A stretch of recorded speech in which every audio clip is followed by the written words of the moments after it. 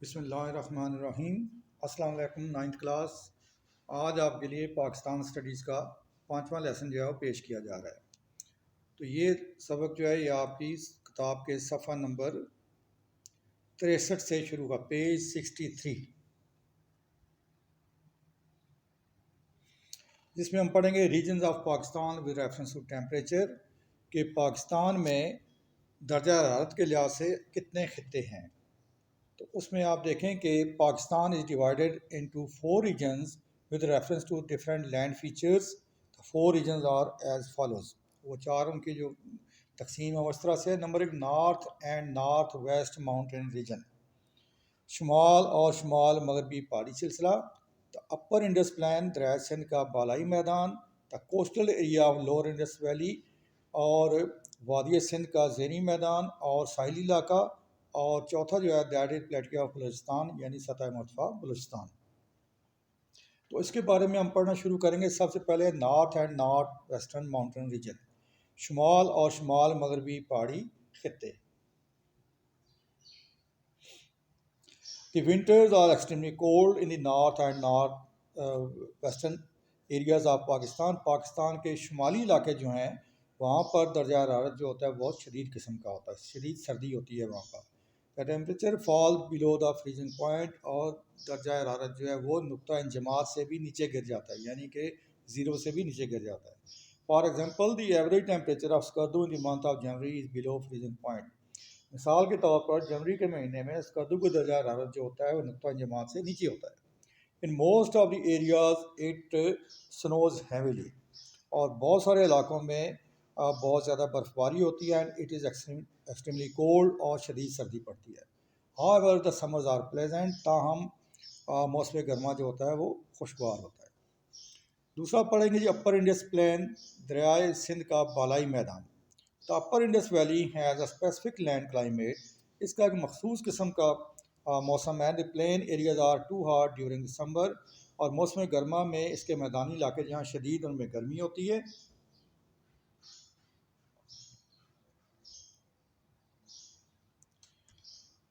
Heat waves appear during day time in the months of May, June and July, और मई, जून और जुलाई के महीने में दिन के वक्त में वहाँ पर गर्म हवाएं चलती हैं, लू चलती है। Occasionally it rains along with winds, और कभी कभी आंधी के साथ बारिशें भी होती हैं। June is the hottest month, और जून जो है गर्म तरीन महीना होता है। Some time the temperature exceed 50 degree centigrade, और बाज़ औक़ात दर्जा हरारत जो 50 डिग्री से भी बढ़ जाता है।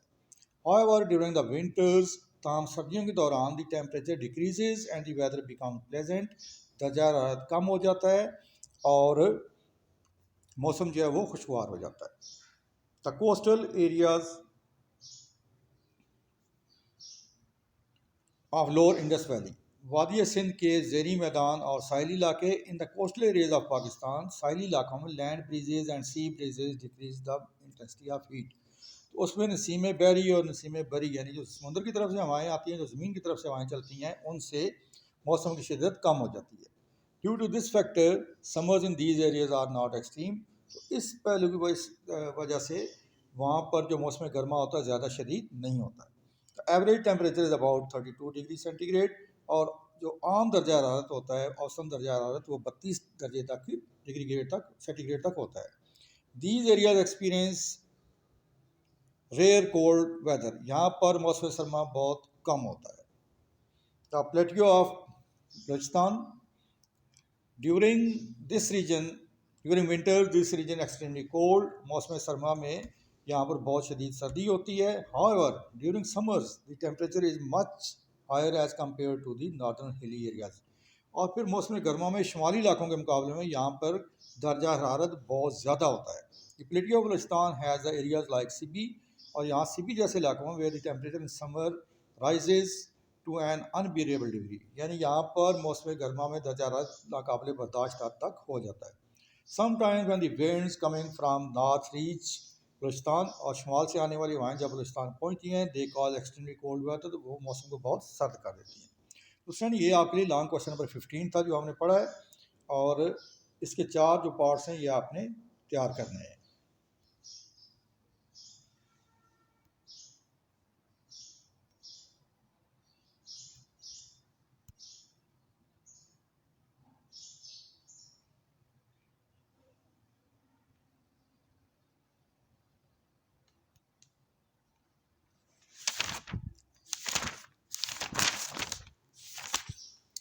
आप करेंगे सवाल number 12, long question number 12। Long question number 12 that consist of importance of vegetation in forest, यानी जंगलात की अहमियत जो है उसके बारे में आपने बताना है उनकी। तो उसमें आप देखें सब तकरीबन जो है इसमें शायद 14 पॉइंट्स हैं जो आपने, बल्कि 16 पॉइंट्स हैं जो आपने तैयार करने हैं। पॉइंट्स अगर आप इनको ऊपर नीचे लिखने से कोई फ़र्क नहीं पड़ता, लेकिन आपने बहरहाल ये लिखने होंगे। इसमें जंगलात की अहमियत आपने बतानी है। The northern mount area receive much rain, शुमाली पहाड़ी इलाकों में बारिश ज़्यादा पड़ती है। This rain water from mountains comes down the slopes with great speed and falls into the river, और ये पानी इंतहाई तेज़ रफ्तारी से पहाड़ी ढलवानों से नीचे आता है और दरियाओं तक पहुँचता है। The trees on slopes check the speedy flow of water, और दरियाओं के किनारे जो जंगलात हैं वो इस पानी की रफ्तार को कम करते हैं। They help in preventing soil erosion and reduce the velocity of water, यानी ये पानी की रफ्तार को कम भी करते हैं और इसके साथ साथ साइल जो ज़मीन का कटाव है उसको भी रोकते हैं। पाकिस्तान है limited energy sources, the wood obtained from the forest make up deficiency of coal, it is used for fuel, और ये घरेलू तौर पर ईंधन के तौर पर भी इस्तेमाल होता है। जंगलात जो है उनको काट कर इस्तेमाल किया जाता है क्योंकि मुल्क में तवानाई के ज़राए जो हैं वो बहुत कम हैं।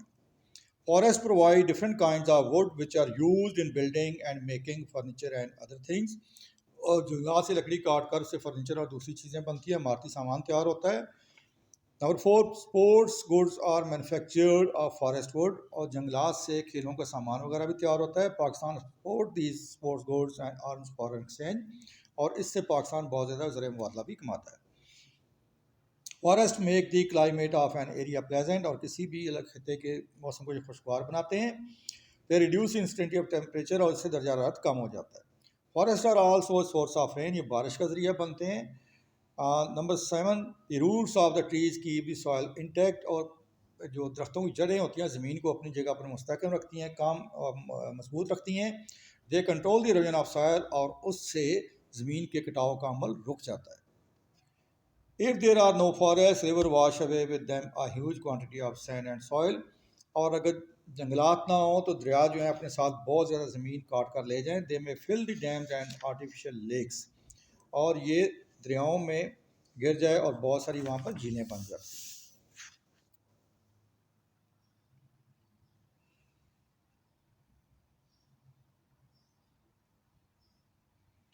So number 9, there are very useful water logged and salinity effects area affected areas, बहुत सारे इलाके हैं जो पानी कह लें कि उसमें जो उनके सेम और थोर का शिकार हैं। The roots of trees are very useful in waterlogged and tree absorb the water from the soil, और दरख्तों की जड़ें जो होती हैं, दरख्त जो होते हैं बहुत ज़्यादा पानी ज़मीन से जज़ब करते हैं और इस तरह से वहाँ पर सेम का खात्मा करते हैं।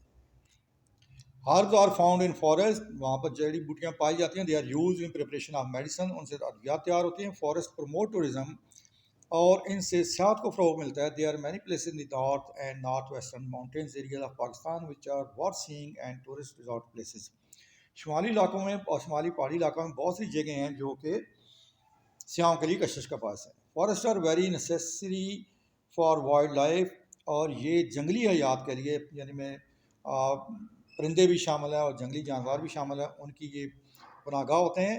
Forest provide us with different kind of fruit and seeds, और ये हमें मुख्तलिफ़ किस्म के फल और बीज मुहैया करते हैं। Forest play a key role in the economy of Pakistan, और पाकिस्तान की मीशत में इनका बहुत अहम हिस्सा है। Forest are source of liquor and silk, cocoon industry, इसमें रेशम के कीड़े पाले जाते हैं, शहतूत होते हैं। They also provide us with mushrooms, honey and gum, और इससे हम जिसको हम खुम्बी कहते हैं वो उसको खुराक के तौर पर इस्तेमाल करते हैं। हनी शहद, और गम यानी कि गोंद वहाँ से हासिल होती है। Raw material of paper cardboard industry is obtained from trees, और कागज़ बनाने के लिए, गत्ता बनाने के लिए जो खाम माल चाहिए वो भी हमें यहाँ से मिलता है। तो स्टूडेंट इस तरह आपने इसके 16 पॉइंट्स हैं, ये आपने याद करने हैं, और ये आपका लॉन्ग क्वेश्चन था वो कंप्लीट हो गया है। अब हम तीसरे क्वेश्चन की तरफ आगे बढ़ते हैं। That is long question 14।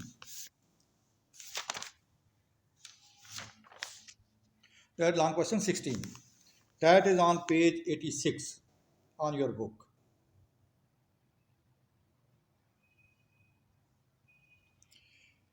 तो student that is threats to water soil vegetation and wild life, यानी इन चीज़ों को क्या ख़तरा दरपेश हैं, पानी को, ज़मीन को, और जो जंगलात और जंगली हयात हैं उनको क्या खतरा दरपेश है, इस पर हम बात करेंगे।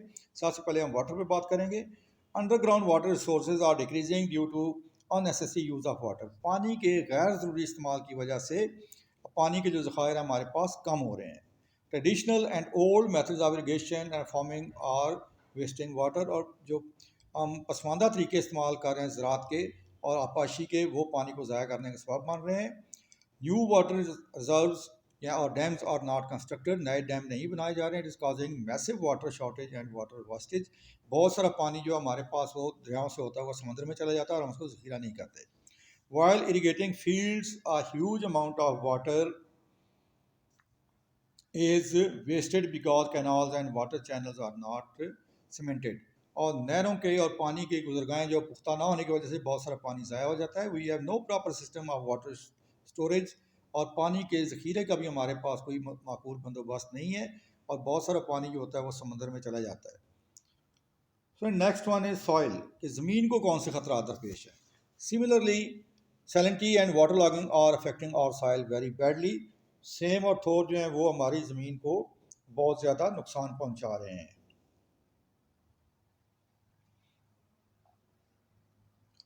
Old and traditional methods of farming are used, और फरसूदा तरीके जो हैं वो पानी आपाशी के और काश्तकारी के इस्तेमाल होते हैं। It is not possible to increase the average yield of crop by using these methods. और इन तरीकों से हम जो फसलों की पैदावार में इजाफा नहीं कर सकते। The fertility of soil decreases, और ज़मीन की जरखेज़ी कम होती जा रही है, because same crops are grown repeatedly, और बार बार फसलें काश्त की जाती हैं। Industrial and domestic wastage is affecting our soil, और हमारा जो घरेलू और सनतों का जो फजला है वो ज़मीन को आकर जो है वो ख़राब कर रहा है, और ज़मीन जो है वो किसी काम के काबिल नहीं है, काश्तकारी के काबिल नहीं रहती। फिर दूसरा जो हम पढ़ेंगे जी वेजिटेशन, सब्ज़ात जो हमारे जंगलात के, unnecessary cutting of trees is resulting in decrease of forest. गैर ज़रूरी कटाव जो है दरख्तों का वो जंगलात में कमी का सबब बन रहा है। Lack of rainfall is causing problems in growing forest, और बारिशों में कमी जो है वो भी जंगलात में कमी का सबब बन रही है। इंक्रीजिंग सैलाइन वाटर लॉगिंग और decreasing the area of forest, और सेम और थोर जो है वो काबिल काश्त रकबे को कम कर रही है। Disease of trees are also a cause of forest destruction, और दरख्तों को लगने वाली बीमारियां जो हैं वो भी इनका एक बड़ा सबब है। Environmental pollution is affecting the forest badly, और माहौलियाती आलूदगी जो है वो भी इसको बहुत ज़्यादा ख़राब कर रही है। आगे जंगली हयात, wild life, illegal hunting of wild animals and birds may cause decline in the population of wild life. गैर कानूनी शिकार जो किया जाता है परिंदों का और जानवरों का, उससे इनकी जो आबादी कम पड़ रही है। Rapidly depleting water sources are affecting wild life, और मुसलसल पानी की कमी जो है वो जंगली हयात को ख़त्म कर रही है। Cutting down forest is also affecting wild life, और दरख्तों का कटाव जो है वो जंगली हयात को मुतासर कर रहा है। Rapid growth in human population is also having negative effects on wild life, और बढ़ती हुई आबादी जो है वो भी जंगली हयात के लिए ख़तरा है। The number of domestic animals is increasing, और जो घरेलू जानवर हैं, पालतू जानवरों की तादाद बढ़ रही है। It is causing decrease in pastures, इससे चरागाहें कम हो रही हैं, so the wild life is affected. तो फ्रेंड ये आपका लॉन्ग क्वेश्चन नंबर 16 था जो आपने करना है, इसके सारे पॉइंट्स आपने करने हैं। इसके साथ ही जो आपके ऑब्जेक्टिव हैं वो आपकी नोटबुक जो आपकी टेक्स्ट बुक है उसके ऊपर करवा दिए गए हैं, आपको आपने वहाँ से करने हैं। और होमवर्क के लिए आपने इसके जो आधे शॉर्ट क्वेश्चन हैं वो आपने खुद से ढूंढने भी हैं, लिखने भी हैं। वो क्वेश्चन आपको अपनी बुक पे मार्क करवा दिए गए हैं, लेकिन आपने उनको नोटबुक के ऊपर लिखना है। तो फ्रेंड इसके साथ आपका ये लेक्चर ख़त्म हुआ है। होपफुली ये आपके लिए बेनिफिशियल होगा, और इंशाल्लाह अगले सबक में आपसे दोबारा मुलाकात होगी।